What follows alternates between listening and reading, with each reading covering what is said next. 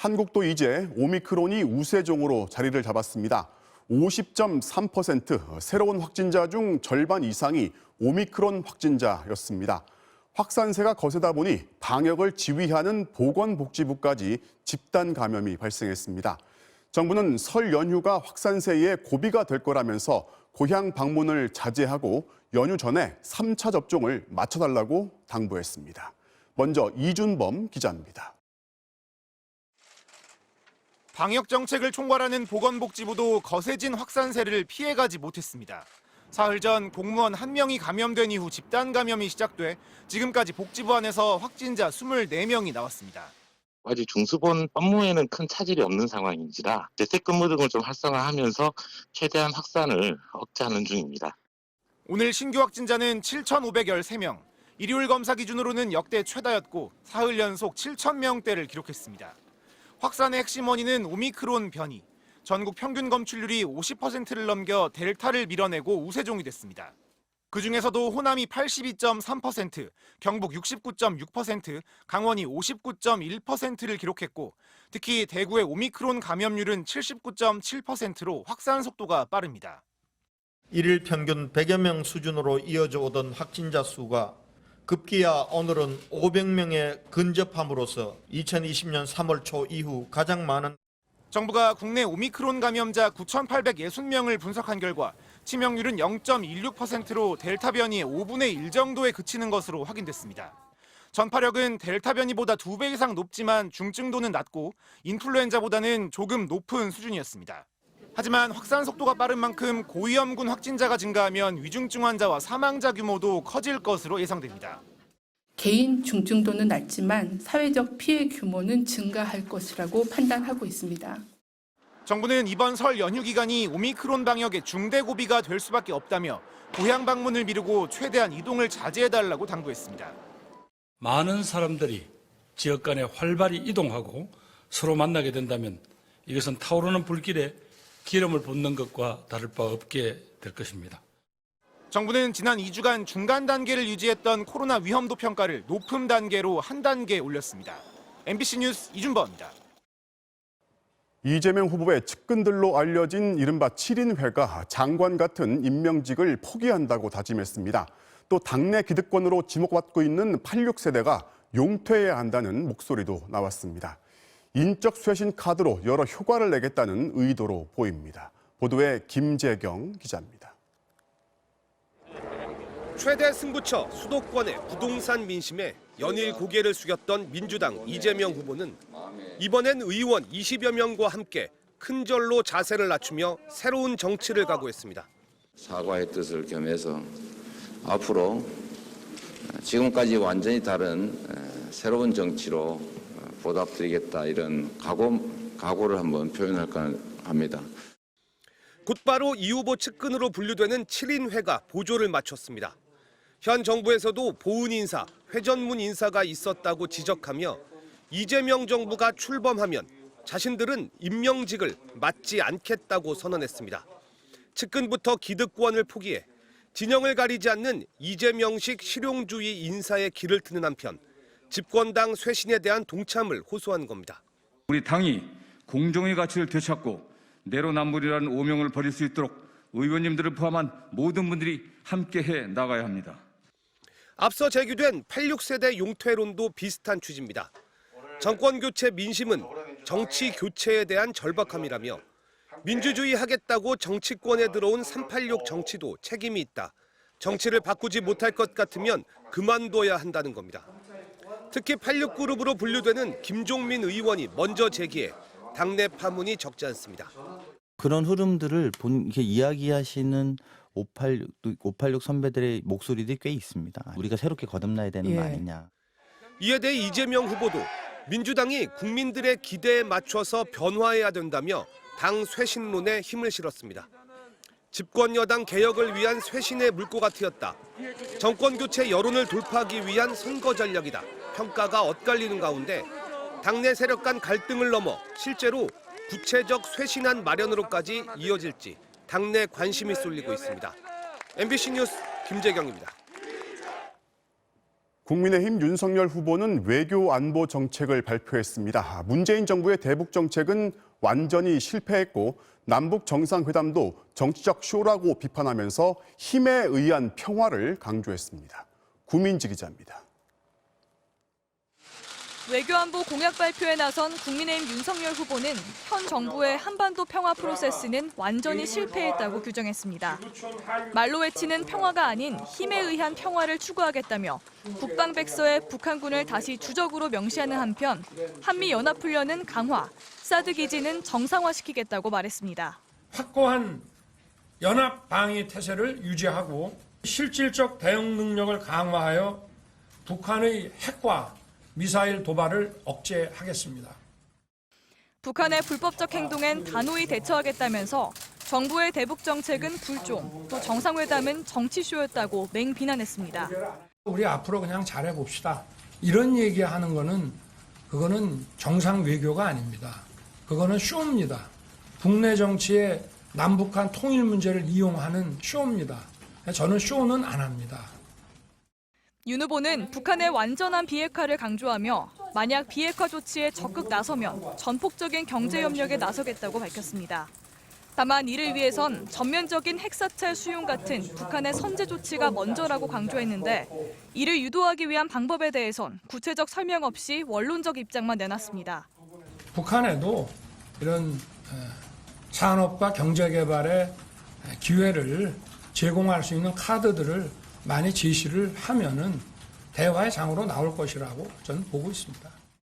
이에 대해 민주당은 이미 실패한 선 비핵화론을 고수하며 말과 공약이 모순된다고 비판했고 한미동맹도 현 정부에서 강화됐다는 게 중론이라고 반박했습니다. 윤 후보는 당분간 외부 일정을 최소화하고 이재명 후보와의 양자 TV 토론 준비에 매진할 계획입니다. 배우자 김건희 씨의 프로필 사진 촬영 모습이 공개되며 녹취록 논란에 대한 사과와 함께 등판이 임박했다는 관측도 나오고 있는데 윤 후보는 자신은 알지 못한다고 말했고 권영세 선대본부장은 어떤 게 가장 옳은지 고민 중이라고 밝혔습니다. MBC 뉴스 구민지입니다.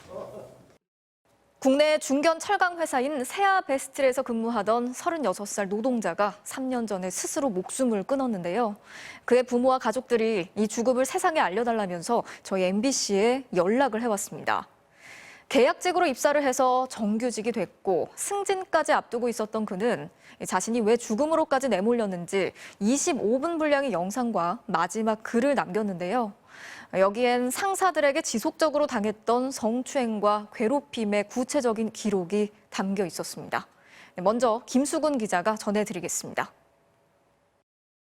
개울에 발을 담그고 있는 9명의 남성. 2명만 옷을 입었고 나머지는 발가벗은 채 가랑이만 손으로 가리고 있습니다.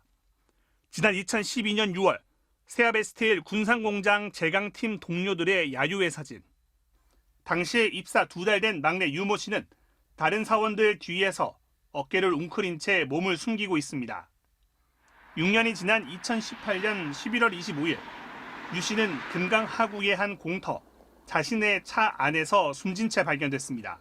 운전석에서 이제 이렇게 쓰러져 있더라고요. 만지는 순간 이거 진짜 잘못됐구나라는 딱 생각이 들면서 공장 앞 자취방에 다녀온다며 집을 나선 다음 연락이 끊긴 지 3일 만이었습니다.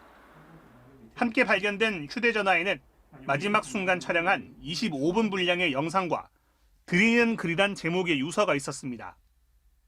입사 초기 야유회 사진 가장 왼쪽, 옷을 입은 채 모자를 거꾸로 쓴 반장급 지모 씨.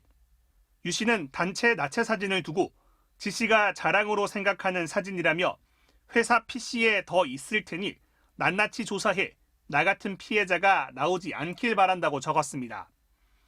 유 씨는 입사한 직후부터 지 씨가 지속적으로 성추행과 괴롭힘을 저질렀다고 지목했습니다. 지 씨가 입사한 달에 문신이 있냐고 물어봤다. 팬티만 입게 한 뒤 몸을 훑어보고 여러 사람 보는 앞에서 수치심을 줬다. 찍히기 싫어서 이야기를 못했다. 한이 맺히고 가슴 아프다. 2016년 12월 10일 16시 30분경 한 복집에서 볼뽀뽀, 17시 40분경 노래방 입구에서 볼뽀뽀. 구체적인 기록과 함께 그렇게 행동하는 게 너무 싫다고도 적었습니다. 2014년 무렵 유 씨가 뇌종양의 일종인 청신경 종양으로 큰 수술을 받을 때도 면박을 줬다고 합니다. 고함 치듯 소리가 들려온다. 너 뇌종양이야? 참으로 가슴이 아팠다. 왜 그렇게 여러 사람 있는 데서 큰 목소리로 이야기해야만 하고 위로는 못할 망정 상처를 주는지. 작업할 때 소음이 심한 부서라 청력 저하로 힘들어하던 유 씨가 부서를 바꿔달라 해봤지만 받아들여지지 않았습니다. 너무 힘들어. 막 나를 욕하고 나를 괴롭혀. 이 정도 선에서만 이제 가족들한테 얘기했지 디테일한 건 얘기하진 않았어요. 상황이 그렇게까지 심각한지는 아무도 몰랐죠. 야유의 사진 가운데 역시 옷을 입고 있는 선배 조모 씨. 유 씨는 조 씨에 대해선 왜 이렇게 날 못 잡아먹어서 안 달랐냐. 성기 좀 그만 만지고 머리 좀 때리지 말라며 강력한 처벌을 원한다고 썼습니다. 인사팀 송모 차장에 대해서는 절차대로 쓴 연차를 문제 삼거나 귀는 잘 들리냐 확인하면서 귀에 체온계를 강제로 꽂았다고 했습니다. 세아베스트에서 일한 6년간 당했던 일들을 낱낱이 적은 유 씨는 쓰레기 같은 벌레 때문에 고통받지 말자며 후배들에게 남긴 말로 글을 끝냈습니다. 얼마나 그 맺힌 응어리가 컸으면은 자기가 당했던 안 좋은 기억들만 얘기하고 그냥 그런 선택을 했겠나 저는 싶은 거죠. MBC 뉴스 김수근입니다. 고인의 충격적인 유서 내용은 회사 측의 조사에서도 사실로 드러났고 또 다른 피해자들이 있다는 것도 확인됐습니다. 그런데도 회사 측은 관련자들이 잘못을 뉘우치고 있다면서 고작 정직 3개월 처분을 내렸습니다. 이어서 손하늘 기자가 취재했습니다. MBC가 입수한 당시 사건 조사 보고서입니다. 세아베스틸의 의뢰를 받아 한 노무법인이 한 달 동안 관련 직원 15명을 상대로 조사를 벌인 결과 유서 내용은 대부분 사실로 드러났습니다. 관련 직원 5명은 상관인 지 씨가 신입 사원들을 모아놓고 문신 검사를 하겠다며 옷을 모두 벗게 했다고 일관되게 진술했습니다. 유 씨의 입사 동기는 지 씨가 문신 있는 사람이 있냐고 물어서 유 씨를 포함해 없다고 답했지만 사람들이 다 있는 곳에서 팬티만 남기고 옷을 벗게 했다고 구체적으로 증언했습니다. 심지어 지 씨는 부서 야유회에서 찍었던 나체 사진의 경우엔 수년간 회사 컴퓨터에 보관하고 A4 용지에 출력해 신입사원들에게 보여주기까지 한 걸로 드러났습니다. 벌거벗은 사진을 공용 컴퓨터에 저장을 해서 다른 사람들이 볼 수 있게끔 만들어 놓고 자랑처럼 보여줬다고 하더라고요. 신입사원들 들어오면은 이거 봐 하면서. 지 씨가 회식 자리에서 취하면 습관적으로 남자 선후배들에게 뽀뽀를 하고 욕설과 폭언을 했다는 사실도 밝혀졌습니다. 한 번 말을 시작하면 기본 30분이고 보통 1시간씩 말하는데 말하면서 쿡쿡 찌르는 듯한 말로 스트레스를 줬습니다. 또 다른 선배 조 씨에 대해서도 사무실에서 유 씨의 성기를 수시로 만졌고 유 씨가 기분 나쁘다고 말했다고 남자 직원 2명이 증언했습니다. 이들은 유 씨뿐 아니라 자신들도 같은 피해를 당했다고 털어놨습니다. 노무법인은 62페이지에 달하는 보고서를 내고 반장인 지 씨와 선배인 조 씨가 명백한 가혹 행위를 했고 유 씨가 심각한 수치심과 스트레스를 호소했다며 가해자들에게 중징계가 필요하다고 결론 내렸습니다. 특히 지 씨의 탈의 지시와 회식 중 성추행, 알몸 사진 촬영 같은 직장 내 성희롱은 면직까지도 가능한 행위라고 지적했습니다. 두 사람의 각종 가혹 행위를 알고도 방관한 재강 팀장에 대해서도 직위 해제하라고 권고했습니다. 하지만 한 달 뒤에 나온 회사 측의 징계 결과는 유족들의 기대와 달랐습니다. 가해자들 행동이 기업 질서를 심각하게 문란하게 만드는 행위였다면서도 반장 지 씨는 정직 3개월, 선배 조 씨는 정직 2개월에 그쳤습니다. 본인의 잘못을 크게 뉘우치고 개전에 정이 있다는 것이 이유였습니다. 관리 책임이 있는 재강 팀장은 아예 아무런 징계도 받지 않았습니다. 그때 징계 받았을 때만 잠깐 급여가 정지되고 반성하는 척 하다가 이제 나 그렇게 안 했는데 하면서 그냥 미치겠는 거예요. 가해자들은 정직 기간이 끝난 뒤 복귀해 지금도 버젓이 회사에 다니고 있습니다. MBC 뉴스 손하늘입니다. 회사 측은 가해자들이 잘못을 뉘우쳤다고 했지만 이들의 언행은 반성과 사죄와는 거리가 멀었습니다. 회사 조사에서도 비아냥과 조롱으로 답변을 대신하는가 하면 심지어 고인의 장례식장에서까지 막말을 했다는 증언도 나왔는데요. 억울한 가족들이 경찰을 찾아갔지만 이젠 증인들이 입을 다물어 버렸습니다. 계속해서 김지인 기자가 전해드리겠습니다. 세아베스틸의 조사 보고서. 가해자로 지목된 반장급 지모 씨에게 왜 여러 명 앞에서 옷을 벗겨 문신 검사를 했는지 묻자 지 씨는 그게 문제면 목욕탕을 못 가줘라고 답했습니다. 야유회의 알몸 사진은 공 차고 더워서 물속에 들어가려고 벗은 것이지 자신이 시킨 게 아니라고 주장했습니다. 반복됐던 볼뽀뽀 성추행에 대해선 어제도 우리 딸에게 뽀뽀해주고 왔는데 큰일 났네요라고 했습니다. 지 씨는 고인을 떠나보내는 장례식에 와서도 부하 직원들 앞에서 관짝에 들어가지 않으려면 잘하라고 막말을 했다고 합니다. 얘들 관짝에 들어가 저렇게 앉으려면 잘하라고. 그 화장품에서. 또 다른 가해자 조모 씨는 성기를 반복해 만진 성추행에 대해 말수가 적은 고인을 살갑게 대하려 한 것이었다는 황당한 해명을 내놨습니다. 사건을 조사한 노무법인은 보고서에 피해자의 수치심에 공감을 못하며 변명으로 일관하고 반성하지 않는다고 적시했습니다. 지금은 뭐 아무렇지도 않게 막 동생 욕을 하면서 죽으려면 곱게 죽지. 왜 이렇게 나를 힘들게 하느냐. 이런 식으로. 작년 1월 근로복지공단은 유 씨의 죽음이 직장 내 괴롭힘으로 인한 산업재해가 맞다고 인정했고 유족들은 지 씨와 조 씨를 성추행 등 혐의로 경찰에 고발했습니다. 하지만 수사기관은 오래전 일들이라 공소시효가 지났거나 증거가 충분하지 않다며 이들을 처벌할 수 없다고 결론 냈습니다. 회사 조사 당시에는 증언을 했던 동료들이 여전히 세아베스틸에 다니고 있어 제대로 협조하지 않고 있는 겁니다. 증언을 하셔도 좀 핵심적인 거에 대해서는 말을 좀 회피하시는 분이 계시고 왜 죽었는지에 대해서 이유라도 알 수 있게 좀 도움을 주셨으면. 가해자 지 씨는 MBC 취재진의 연락에 답하지 않았습니다. 선배 조 씨는 2018년 당시에는 분위기에 휩쓸려 잘못을 시인했을 뿐 사실 잘못한 게 없다고 답했습니다. 사과했던 이후요. 사회적 분위기가 정말 이상했어요. 그리고 2018년도 인트 사건으로 그거를 이용한 건지 잘해준 것밖에 없습니다. 유족들은 최근 검찰에 재조사를 해달라며 항고장을 내고 가해자들을 상대로 손해배상 소송도 제기했습니다. 잊어버려야 되는데 그게 잊어버리지나요. 아이고 얼마나 불쌍하냐고. 아이고 불쌍해서 어떡해요.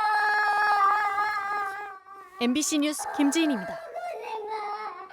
종합주가지수 코스피가 13개월 만에 2,800선 아래로 내려갔고 코스닥은 3% 넘게 하락했습니다. 전문가들은 적어도 올 상반기까지 증시 전망이 좋지 않을 거라고 하는데요. 어떤 이유인지 이정은 기자가 설명해 드리겠습니다. 오늘 코스피 지수는 1.5% 떨어진 2,792.